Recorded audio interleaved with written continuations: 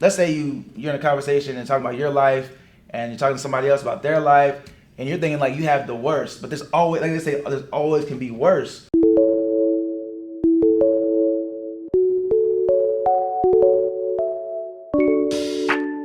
Just recently now, I moved to Texas. See, I'm in this place called Shirts. It's like a suburban area outside of San Antonio. So I walk in their Rec and Parks department. I've had experience just like here at FCC. I'm doing caricatures for events. I go to them, I say, hey, this is what I do. I do characters for events. Now, mind you, they've never seen my stuff. They've never seen it, but they say yes off the bat. Because a lot of times when I'm up here in Maryland, this culture, they want to see samples of your work, you know what I'm saying, before anything. And so I said, look, I'll take 30% off of my rate just because I want you to know like this is like an audition, blah, blah, blah, because I could be a fraud. I did the event. 3 weeks later, I printed out a sign that said free caricatures so people can know, because I'm like, hey, I'm not charging y'all. So then I'm doing them, and then people are like, hey, thank you, sir.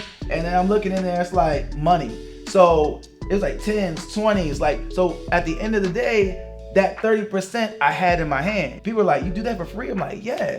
But it's crazy that it always comes back in different ways. I wouldn't have been where I'm at today without all those experiences. But I realized all those things, and also being in the military, like a military child, I used to just be upset because of being plucked out and moving everywhere. And some people like, they can claim like, I've been here my whole life. I've seen the city change. It's amazing. You know what I mean? I got a team, you know? So people get on me all the time because I like more like the players.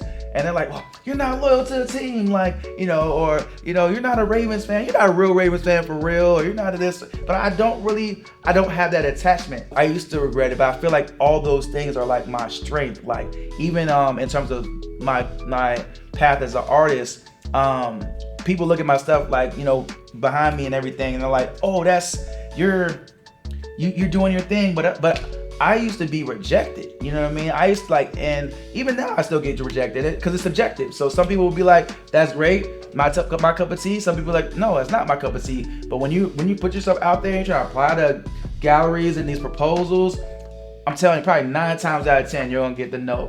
And sometimes it's not even because it's bad. Sometimes it's because you're looking at a year, one gallery showing a month, 12 slots.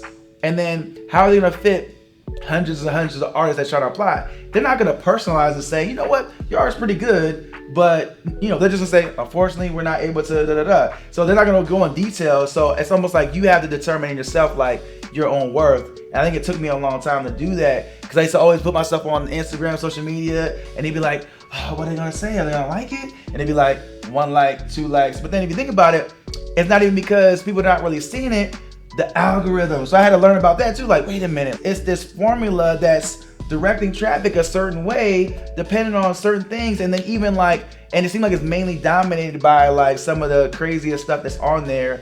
And so I thought about, you know what, like this is not even real either. So it's like, if you just focus on you and love yourself and know what your worth is, everything else will play out. And I think that's what I came to that journey. But I looked at the experiences, I used to think of them as failures. It's funny that I did all that and I felt like I was hitting the wall for 15 years. But then at the end of last year, I was like, wait a minute. I've explored all these different facets, all these things.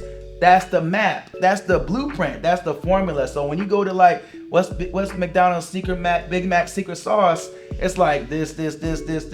That's my sauce. All that like hands-on experience, that's it. I'm really big on like writing out my tasks, my goals. They always say like, you know, how do you eat an elephant? You know what I'm saying? But you eat it piece by piece. So when there's big like tasks and things that you're trying to accomplish, a lot of people get overwhelmed by this big thing. I can confidently say like I'm an executor. Like I just, you know, I have a big ideas and people are like, how do you do that? But then it's like, I know because I can do that because I'm breaking it down. It's one thing you write it, and it's another thing just the action. And I think that's the thing, like you have to, I would say just be action oriented, be consistent and persistent. I think once you find who you are, your identity, just hone in on that. Because everybody else is trying to be like everybody else, but once you hone in on you, then you can be able to expand and do what you never thought you could do.